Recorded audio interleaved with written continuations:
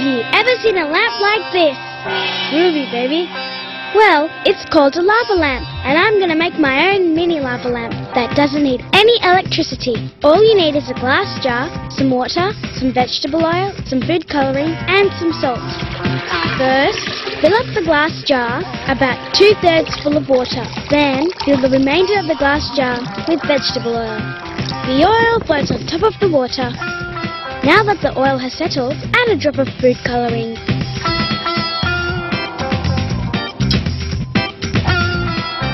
Now for the salt. Shake a bit of salt on top of the oil and watch closely. Cool! A mini lava lamp! To keep the bubbles going, all you need to do is add more salt. The salt is heavier than the water, so it sinks to the bottom of the jar, carrying a little blob of oil with it.